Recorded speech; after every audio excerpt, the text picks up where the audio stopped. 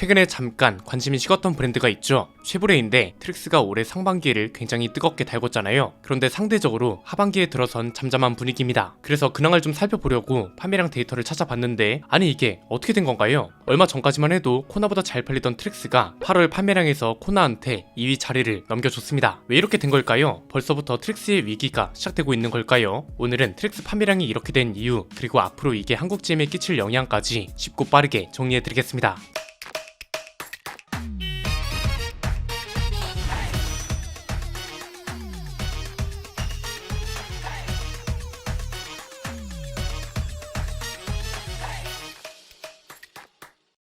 4월에 출시됐고 5월부터 제대로 된 월간 판매량이 잡히기 시작했죠. 지난 4월은 거의 중순부터 고객 인도가 시작됐음에도 성적이 나쁘지 않았습니다. 그 뒤로 꾸준히 코나보다 많은 판매량을 기록했는데 지난 8월에 코나한테 2위 자리를 넘겨주고 말았습니다. 심지어 출시 이후 판매량 그래프를 보니까 6월에 가장 많은 판매량을 기록한 이후에 계속해서 감소세를 보이기 시작했습니다. 이게 지금 해석하기 나름인데 일단 확실한 건 국내 판매량만 봤을 때 감소세로 돌아선 건 맞습니다. 그래프가 말해주잖아요. 그런데 한국 GM 전체 생산량, 수출까지 포함한 데이터를 보면 오히려 상승세라고 합니다. 한국 사업장 전체 판매량이 지난달 기준으로 31,716대였다고 합니다. 이게 14개월 연속 전년 동월 대비 상승한 거라고 하는데 해외 판매는 전년 동월 대비 무려 94.4%가 늘었다고 하고요. 해외 판매량 기준으로는 17개월 연속 전년 동월 대비 성장세를 기록한 거라고 합니다. 이 중에 가장 큰 역할을 한 건 단연 트릭스였습니다. 8월 한 달 동안 해외 물량을 포함해서 19,700대 정도가 팔렸다고 하고요. 이게 얼마나 대단한 건지 보니까 지난 7월엔 2만 대를 넘겼다고 하거든요. 6월하고 7월까지 2개월 연속 국내 승용차 수출 순위 1위를 차지한 거라고 합니다. 국내 승용차 중에 유일하게 2만 대 이상 해외 판매를 기록한 것이기도 하고요. 8월엔 휴가가 있었잖아요. 그래서 2주 정도 공장이 중단됐는데 그럼에도 작년 대비 1.7% 늘어난 판매량을 기록했다고 합니다. 그래서 이걸 보고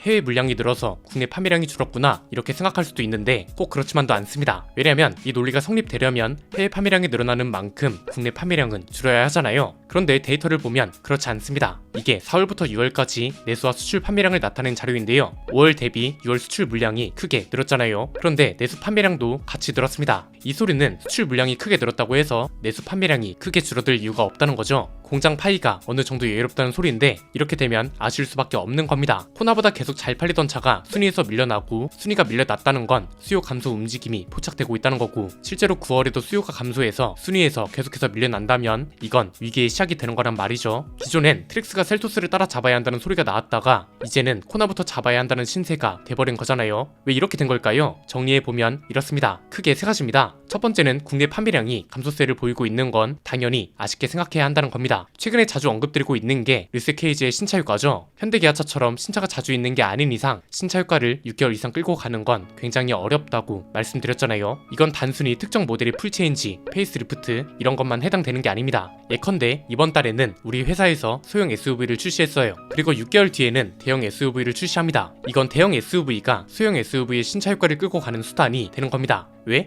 이 회사가 신제품이 있다는 이유만으로 관심을 받게 되는 거잖아요. 그래서 신제품이 자주 없는 회사는 회사 자체에 대한 관심도가 떨어지기 때문에 신차 효과를 끌고 가기가 굉장히 어렵다는 겁니다. 다음 신차가 잘해줘야 신차 효과가 6개월이고 1년이고 가는 건데 다음 신차가 제대로 못한다면 신차 효과가 그만큼 금방 끝난다는 거죠. 지금 트릭스도 그런 상황인 겁니다. 이번 달이 지나면 출시된 지 6개월이 지나는 건데 9월부터 다시 판매량이 회복된 다음에 평균치가 유지되면 괜찮겠지만 2000대의 벽이 깨져버리면 신차 효과가 사라졌다는 소리를 들을 거란 말이죠. 이런 점에 있어서 최근 2개월간의 국내 판매량 감소는 단순히 수출 물량 변화에 따른 당연한 결과로 받아들일 게 아니라 굉장히 심각한 데이터로 받아들여야 한다는 겁니다. 왜냐면 쉐보레는 신차가 자주 있는 브랜드가 아니잖아요. 판매량이 줄어든다는 게 단순히 성적이 나쁘다가 아니라 이 브랜드에 대한 소비자들의 관심과 접근 자체가 줄어들고 있다는 소리가 됩니다. 그러면 다음 신차를 출시할 때 굉장히 불리해지는 겁니다. 신차 효과를 제대로 끌고 가지 못한 브랜드라는 부정적 인식이 기본적으로 깔리겠죠. 여기에 트릭스만큼 파격적인 가격이라던가 혁신에 가까운 상품성이 아닌 이상은 관심을 끄는 것조차 힘들 겁니다.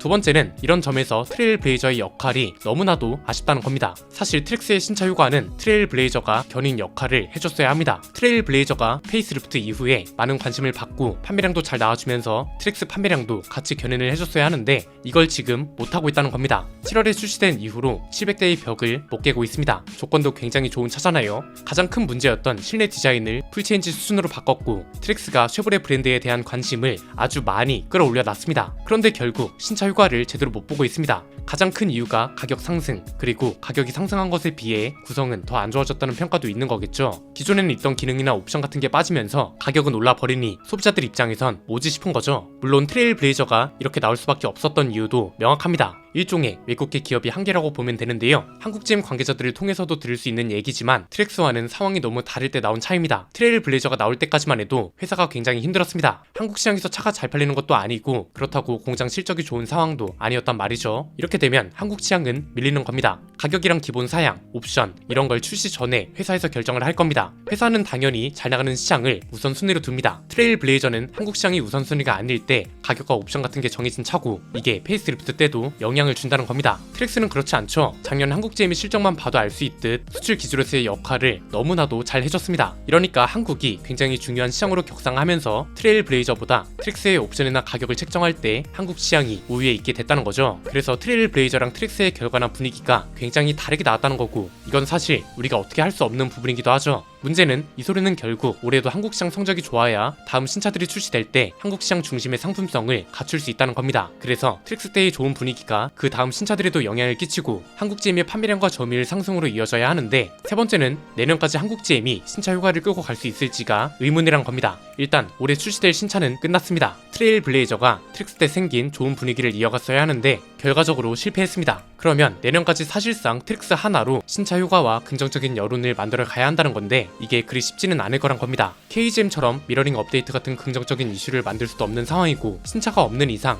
회사가 관심받을 수 있는 방법은 거의 없다고 봐야 합니다. 그래서 어떤 방법이 있을까 나름 고민을 해봤는데 KGM 이야기할 때 최근 들어 자주 언급하는 게 하나 있죠. 마이너스 트림인데 쉐보레도 이걸 좀 고심해보면 어떨까 싶습니다. 이게 르노코리아한테는 안 되는 것 중 하나입니다. 르노코리아는 제품들이 너무 노후화됐고 현재 고객들의 관심이나 기대치도 거의 없는 상황입니다. 그런데 쉐보레는 좀 다릅니다. 트랙스 이후로 고객들의 관심과 기대치가 아직까진 많은 상황이고 모두 신제품이잖아요. 신차 판매보다 수출 기지로서의 역할이 더 큰 건 맞지만 최근 들어 올라온 국내 판매량과 고객들의 관심을 벌써부터 외면하긴 너무 아깝지 않냐 이거죠. 트랙스는 사실 추가할 게 없습니다. 이미 출시 때부터 저렴한 가격과 좋은 상품성으로 관심을 끌었고 주력 모델은 상위 트림으로 밀어주고 말 그대로 가장 이상적인 판매 전략을 성공적으로 끌어낸 제품이기 때문에 여기서 더 이상 할 수 있는 건 없을 것 같습니다. 이 소리는 뭐다? 트레일블레이저를 건드려야 한다는 거죠. 기존의 고객들이 기대하던 신차 효과를 끌어올리지 못했고 트랙스의 판매량 견인에 일조하지 못한 걸 부활시킬 필요가 있습니다. 지금 트레일블레이저가 마침 비싼 가격 때문에 판매량이 안 나오고 관심도 저조한 거잖아요. 여기에 최근에 국산차 회사들이 가격 인하를 적극적으로 하고 있는 추세이기도 하고요.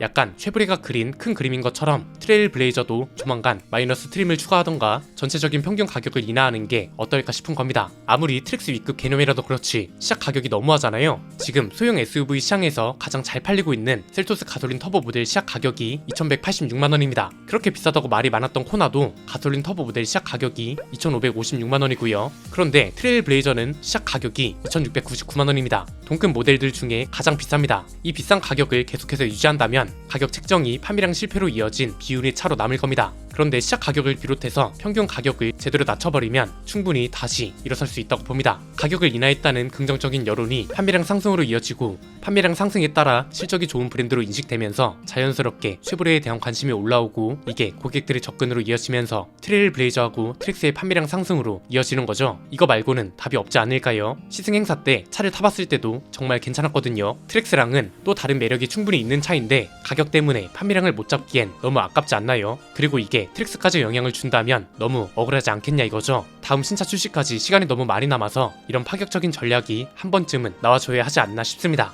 오늘 내용은 여기까지입니다. 내용이 유익하셨다면 구독과 좋아요 알림 설정 부탁드립니다. 지금까지 저는 안피디였습니다. 감사합니다.